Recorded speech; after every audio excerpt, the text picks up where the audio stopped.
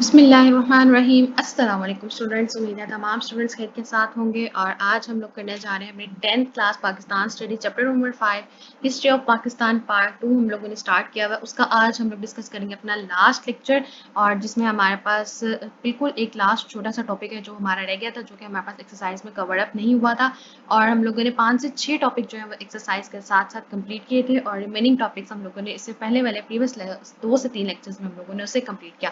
तो आज हमारा चैप्टर नंबर 5 का जो है वो लास्ट टॉपिक है जो आज हम डिस्कस करेंगे और आज हमारा इंशाल्लाह जो चैप्टर नंबर 5 है वो कंप्लीट हो जाएगा। एक दफ़ा मेरे साथ रिव्यू करेंगे कि हम लोगों ने सारे टॉपिक्स रिवाइज करेंगे कि हम लोगों ने ये टॉपिक जो है वो पढ़ लिया था और आज जो है इसी तरह से फिर हम लोग लास्ट टॉपिक स्टार्ट करेंगे। सबसे पहला था जुल्फ़िकार अली भुट्टो, जो कि हमने सबसे पहले लेक्चर में भी डिस्कस किया, ये हमने कंप्लीट पढ़ लिया था। फिर हमारे पास सेकंड टॉपिक आया जी ज़ियाउल हक साहब का, उसका भी टॉपिक हम लोगों ने डिस्कस किया और ये हमारे पास एक्सरसाइज में शामिल नहीं था। उसके बाद नेक्स्ट टॉपिक जो था वो हमारे पास था Benazir Bhutto first term and second term. ये भी हमारे पास एक्सरसाइज का क्वेश्चन था और हम लोगों ने डिटेल के साथ विद एडिशनल हेडिंग्स जो है वो हम लोगों ने डिस्कस किया था। फिर नवाज शरीफ साहब के तीनों गवर्नमेंट के टर्म्स हम लोगों ने पढ़ी थी एडिशनल हेडिंग के साथ। एमसीक्यूज, शॉर्ट आंसर्स, इंटेक्स जो बहुत इंपॉर्टेंट थे वो आप लोगों को मार्क भी करवाए और वो भी उसका लेक्चर भी जो है वो मेरे चैनल पे अवेलेबल है। नीचे डिस्क्रिप्शन बॉक्स में आप लोगों को प्लेलिस्ट का लिंक भी मिल जाएगा, आप सिंपली वहाँ पे क्लिक करके सारे लेक्चर्स चैप्टर नंबर 5 के, जो कि हमारे पास 10th क्लास का चैप्टर नंबर 1 है, आप लोग देख सकते हो। फिफ्थ पे आया जी हमारे पास परवेज मुशर्रफ साहब का दौर और वो भी हम लोगों ने पढ़ा था, जो कि हमारे पास एक्सरसाइज का पार्ट था। इसमें भी हमारे पास बहुत सारी इंपॉर्टेंट चीज़ें थी जो हम लोगों ने डिटेल के साथ डिस्कस की थी। फिर हम लोगों ने प्रीवियस लेक्चर में डिस्कस किया था जिससे यूसुफ रजा गिलानी साहब के दौर को, और इनकी भी काफ़ी सारी इंपॉर्टेंट चीज़ें हम लोगों ने डिस्कस की थी। उसके बाद आज जो हमारे पास लास्ट टॉपिक बचता है वो है जी हमारे पास जनरल इलेक्शंस 2018। आज हम पढ़ेंगे 2018 के जनरल इलेक्शंस। एक छोटा सा टॉपिक है और एक इम्पॉर्टेंट टॉपिक है जिसमें हमने इमरान खान साहब को भी डिस्कस करना है, वो आज के इस लेक्चर में हम लोगों ने डिस्कस कर लेना है। आप लोगों ने अपने बुक्स में इंपॉर्टेंट चीज़ें जो है वो मार्क करते जाना है, स्क्रीन पर आप लोगों के साथ हाईलाइट करती जाऊंगी ताकि आप लोगों को किसी किस्म की कोई कंफ्यूजन ना हो। तो आज का टॉपिक है जी हमारे पास जनरल इलेक्शंस। पेज नंबर है मेरे पास ये 18 और general election 2018। General elections were held in Pakistan on July 25, 2018 to elect members of the National Assembly and 4 provincial assembly। तो 2018 में कब हुए जी जनरल इलेक्शन पाकिस्तान में? 25 जुलाई को हुए थे हमारे पास general elections for electing the members of National Assembly and the Provincial Assembly।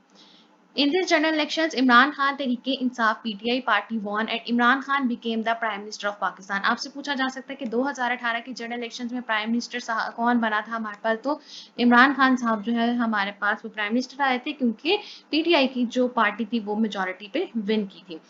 PTI Pakistan Tehreek-e-Insaf succeeded in forming governments in Khyber Pakhtunkhwa and Punjab beside the center। This government initiated a number of reforms given as under.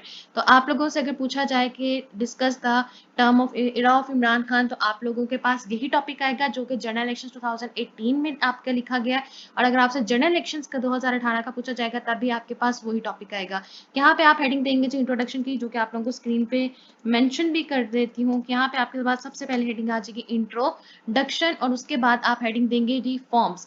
तो आप लोगों ने ये चीज़ ध्यान रखनी है, अगर आपसे पूछा जाए explain the reforms of Imran Khan government, तो जनरल इलेक्शंस में जो रिफॉर्म्स ली गई हैं आप लोगों ने वही मेंशन करनी है। अगर आपसे जनरल इलेक्शन से पूछा जाए उसकी रिफॉर्म्स बतानी है, उसकी गवर्नमेंट की रिफॉर्म, तो इमरान खान की ही गवर्नमेंट है जो कि उसकी रिफॉर्म्स आप लोग बताएंगे। तो ये क्वेश्चन ट्विस्ट करके आपसे पूछा जा सकता है, तो इसमें आप लोगों ने कंफ्यूज नहीं होना है, आप लोगों ने उस क्वेश्चन की ट्विस्टिंग को समझना है।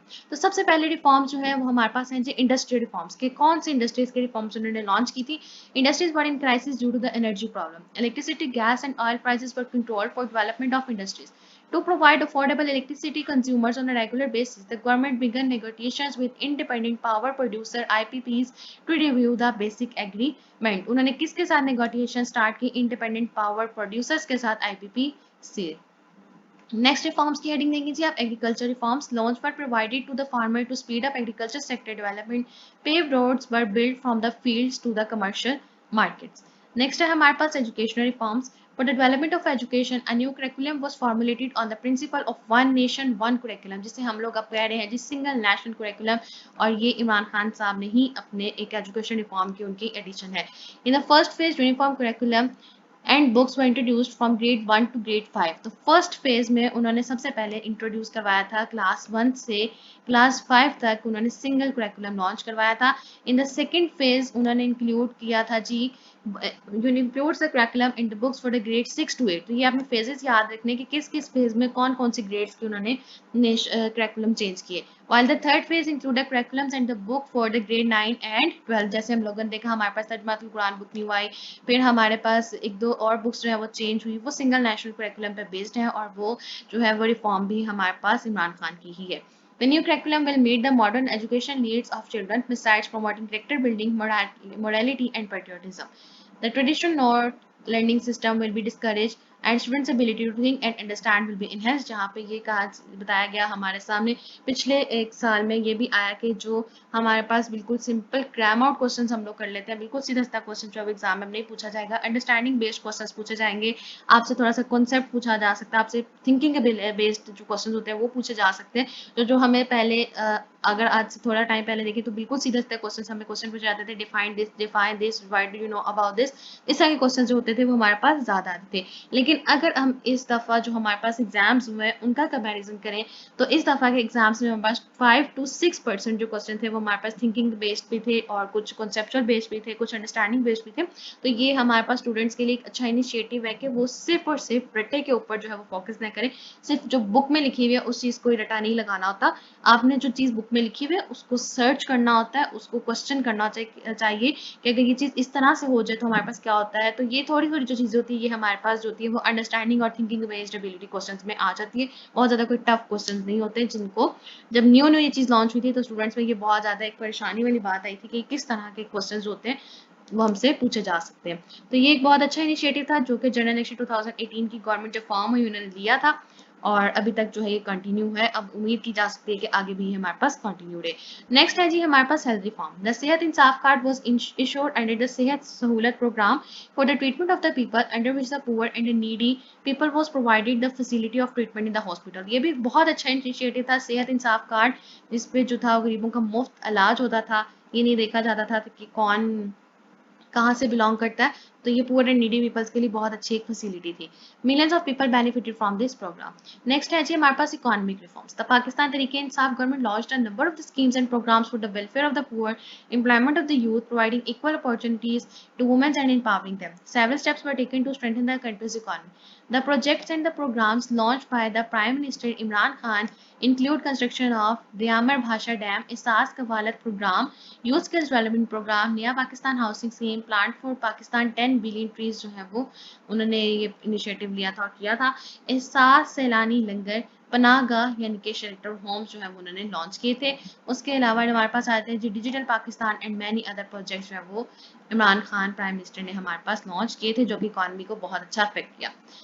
लास्ट पर उन्होंने आपको एक बॉक्स दिया हुआ है। On July 4 2018 supreme court of Pakistan ordered the government to start work on construction of Diamer Bhasha and Mohmand dams. A committee headed by chairman आबदा was also constituted to oversee the matter।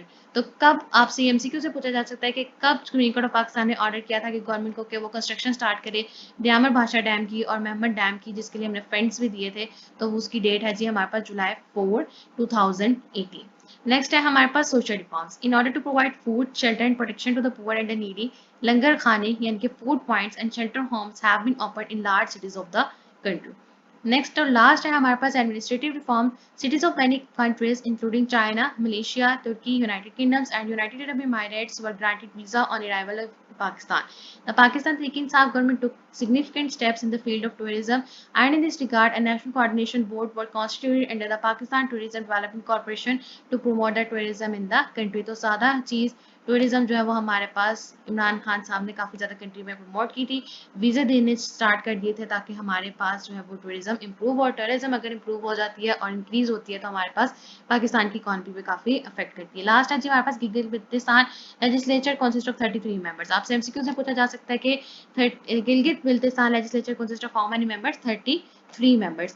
Out of these, 24 are directly elected by popular vote, 6 seats are reserved for women and 3 are reserved for technocrats। तो इसकी division हमारे पास किस तरह से हुई हुई? 24 जो होते हैं वो डायरेक्टली इलेक्ट होंगे बाय पॉपुलर वोटिंग, 6 सीट जो है वो वुमेन्स के लिए रिजर्व्ड है और 4 जो है वो रिजर्व्ड है फॉर द टेक्नोक्रेट्स के लिए। तो ये था जी हमारे पास आज का लेक्चर, जिसमें हम लोगों ने डिस्कस किया अपने जनरल इलेक्शंस को 2018। और आपसे अगर reforms of Imran Khan government पूछा जाएगा तो उसमें भी आप लोगों का यही क्वेश्चन आएगा। एडिशनल हेडिंग्स की हमें इसमें ज़रूरत नहीं है। और नेक्स्ट अगर देख लेते हैं कॉन्स्टिट्यूशन ऑफ पाकिस्तान, हम लोगों ने टॉपिक डिस्कस कर लेते हैं। लास्ट हमारे पास एक छोटा सा टॉपिक जो है वो रह जाता है, Pakistan as a nuclear power, जो कि हम इसी लेक्चर में कवर कर लेते हैं। और बहुत छोटा सा टॉपिक है जो कि हमारे पास एमसीक्यू जो शॉर्ट क्वेश्चंस के लिए इंपॉर्टेंट है, इसमें कोई लॉन्ग क्वेश्चन वाली हमारे पास चीज़ नहीं आ जाती। हम सबको पता है पाकिस्तान जो है वो मई 28 1998 को जो है वो न्यूक्लियर पावर कंसीडर किया गया, एटमी धमाके किए गए चाके के मुकाम बलूचिस्तान पे, जिसका उन्होंने आपको यहाँ पे एक छोटा सा सीन पिक्चर भी दी हुई है। और नवाज शरीफ गवर्नमेंट में ये हुआ था, और उस डे की रिमेम्बरेंस में हम लोग यौम तकबीर मनाते हैं। तो यही है हमारे पास पाकिस्तान एज न्यूक्लियर पावर। एक दफ़ा रीडिंग देते हैं। May 28 1988 is very important day for Pakistan. आपसे क्वेश्चन पूछा जा सकता है why May 28 1998 as an important day for Pakistan. आप लिखेंगे because on this day Pakistan shattered India's dream of supremacy by denoting nuclear explosions. Pakistan's nuclear explosions were in response to India's nuclear explosions May 11 and 13, 1998.